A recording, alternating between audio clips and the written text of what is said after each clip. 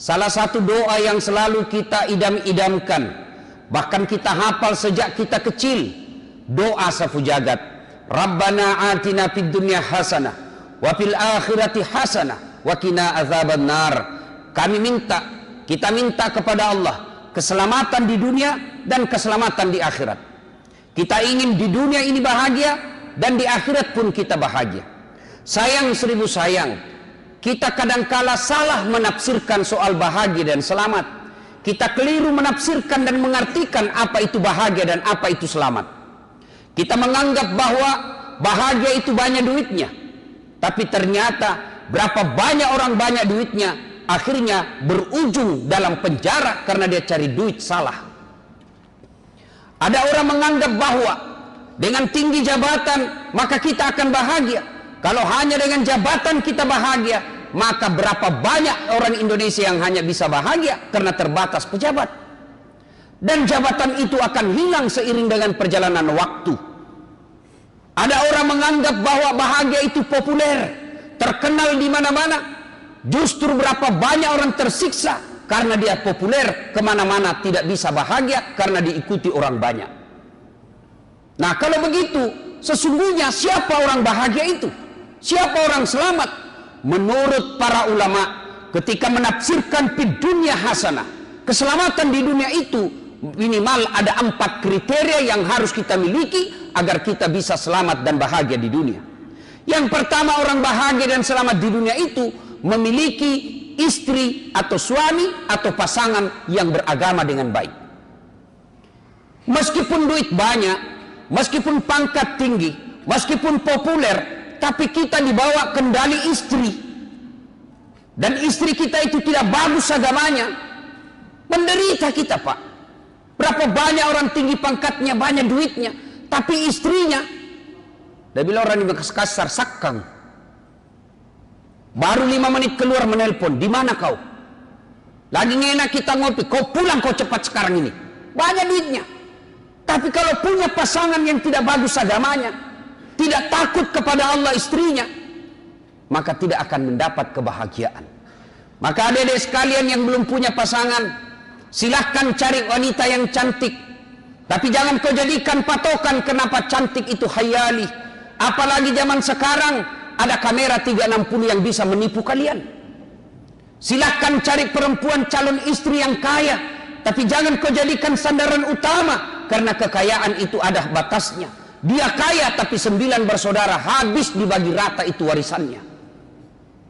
Silakan kau cari istri dengan keturunan yang baik-baik, tapi jangan jadikan patokan utama, karena ada orang bapaknya Nabi justru anaknya jadi pengkhianat. Ada orang bapaknya pengkhianat justru anaknya menjadi Nabi Ibrahim alaihissalam.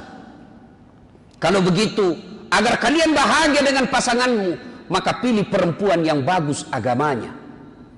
Lalu orang bertanya, Ustadz, kriteria 4 itu kan kenapa agama berbelakang? Kenapa bukan agama nomor 1? Ingat, agama betul nomor 4, tapi ada stressingnya di belakang. Kata Nabi, utamakan agamanya, karena dengan agama kau akan mendapat semuanya. Mungkin ada orang cantik wajahnya, tapi kesurupan akhlaknya. Mungkin ada keturunan baik-baik, tapi dia miskin. Tapi mungkin juga ada orang bangsawan, tapi mukanya lagi yang jelek. Maka untuk memperoleh 4-4-nya, 1000 perempuan belum tentu ada yang sempurna. Karenanya agama menjelaskan kepada kita, utamakan agamanya. Mukanya jelek, tapi dengan akhlak yang baik memperbaharui kejelekannya.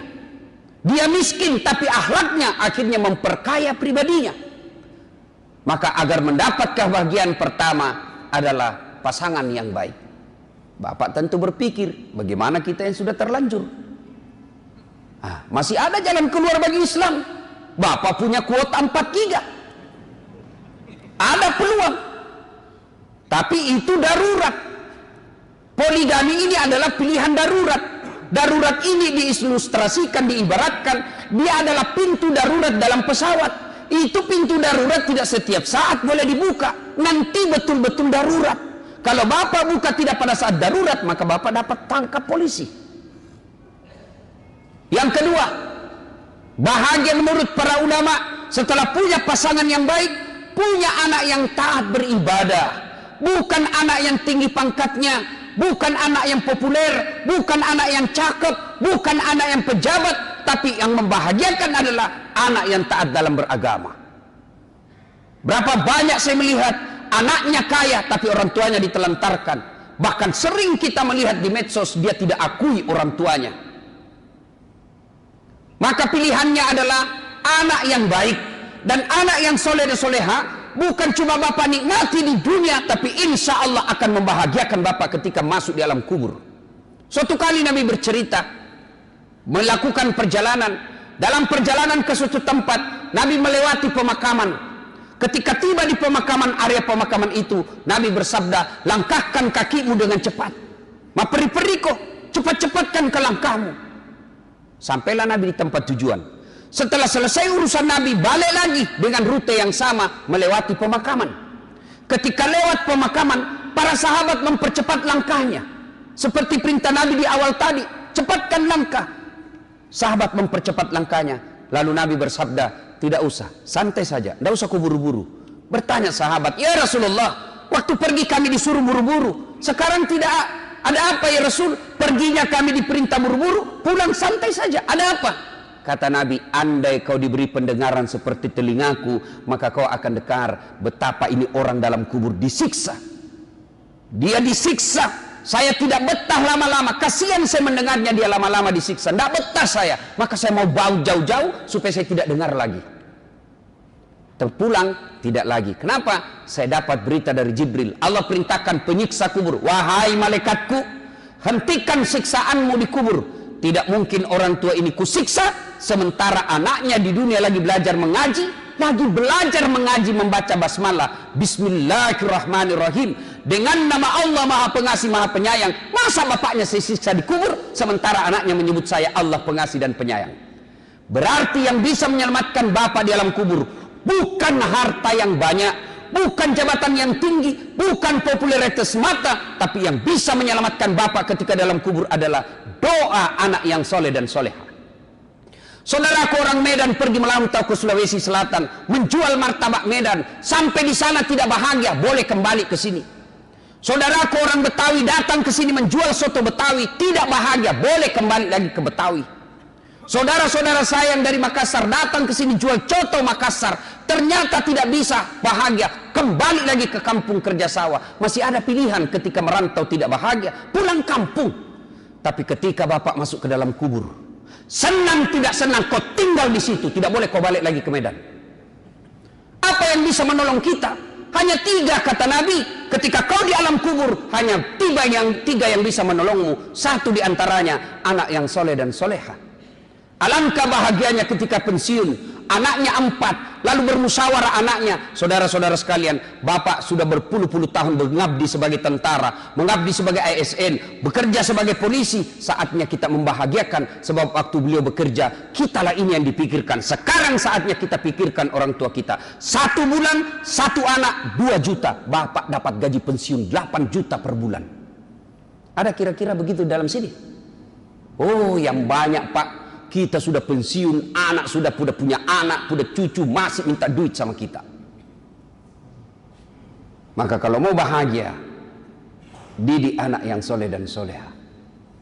Yang ketiga, kata Nabi, kata para ulama, kalau kalian mau bahagia, setelah punya pasangan yang baik, anak yang soleh dan soleha, yang ketiga punya harta yang berkah.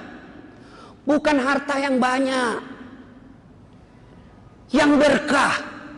Mana yang berkah? Prakteknya dalam kehidupan sehari-hari. Gajinya tidak seberapa, tapi setiap ada pembangunan masjid, ada namanya yang nyumbang semen di situ meskipun 1 sak. Setiap ada pembangunan rumah-rumah ibadah, ada di situ berpartisipasi meskipun cuma barangkali 200.000. Itu yang disebut hartanya berkah. Ada orang duitnya puluhan juta, bahkan sampai ratusan juta, bahkan miliaran, tapi sampai detik ini tidak pernah ke tanah suci bertemu dengan Allah di Baitullah dan mensiarahi makam Rasulullah Muhammad SAW. Kalian merugi cari duit. Ada orang cari harta dari pagi sampai malam, menghalalkan segala cara, dia tinggalkan sholat subuh, lepas sholat duhurnya, hilang sholat asarnya, pergi sholat isanya, tidur pun tidak sempat menunaikan ibadah semata-mata kepada Allah dalam sehari. Setengah mati cari duit. Begitu dia lapar, dia beli nasi. Sayangnya setelah ada nasinya dia buang, bungkusnya dia makan. Itulah orang yang setengah mati cari nafkah, tapi dia melupakan kewajibannya kepada Allah Subhanahu wa taala. Apa bukan orang beleng-beleng itu, Pak? Dia cari makan. Begitu dia lapar, dia pergi beli, Pak. Beli nasi. Sayangnya setelah ada nasinya dia buang, bungkusnya dia makan. Inilah orang yang setengah mati cari nafkah, setengah mati cari uang. Dia tinggalkan ibadah. Termasuk mereka yang selalu sholat Jumatnya terlambat. Coba hafal itu mukanya selalu terlambat sholat Jumat. Itu juga itu minggu lalu, itu juga pekan depan. Dan tandai muka mereka, dia paling terlambat datang, paling cepat pulang. Coba lihat nanti itu. Paling terlambat datang, paling cepat pulang. Begitu orang khutbah dia tidur. Mau masuk surga, nenekmu punya surga. Na'udzubillah min zalik. Yang keempat, jika ingin bahagia kata para ulama, adalah punya sahabat yang baik. Sahabat ini sangat menentukan keimanan kita. Kalian kalau mau bahagia, bersahabat dengan orang-orang soleh. Siapa orang-orang soleh itu? Yang dekat dengan masjid. Siapa orang-orang soleh itu? Ya ulama. Mau bahagia dekat dengan ulama, dekat ahli agama. Dan orang yang dekat dengan agama, bersahabatnya bukan karena kepentingan politik, bukan karena kepentingan semata dunia, tapi bersahabatnya bertemu dan berpisah karena Allah. Tapi sayang, kita lebih cium tangan sama bupati yang baru saja tanda tangan korupsi daripada sama ulama. Kita lebih senang sama ketua DPR yang banyak bohongnya daripada ulama. Ulama kita bully hanya karena tidak setuju dengan pendapat kita.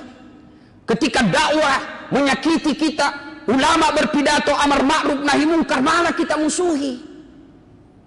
Maka jangan heran, duit banyak, istri cantik, jabatan tinggi, anak 9, tapi kok tidak bisa bahagia. Nanti dia bisa tidur kalau minum obat tidur. Di dalam mobilnya yang harga miliaran, baru 2 menit sudah sengsara. Hati-hati, kiri-kiri, mati kita, mati kita. Tidak akan kau temukan kebahagiaan apabila bahagia itu tidak kau dasari atas pendapat dan ilmu-ilmu para ulama. Semoga Allah Subhanahu wa taala memberikan kemampuan kepada kita untuk memperoleh 4 ini sehingga kita betul-betul meraih keselamatan di dunia dan insya Allah keselamatan di akhirat. Semoga ada manfaat, lebih dan kurangnya mohon dimaafkan.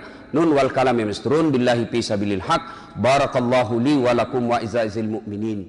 Innahu huwal ghafurur rahim.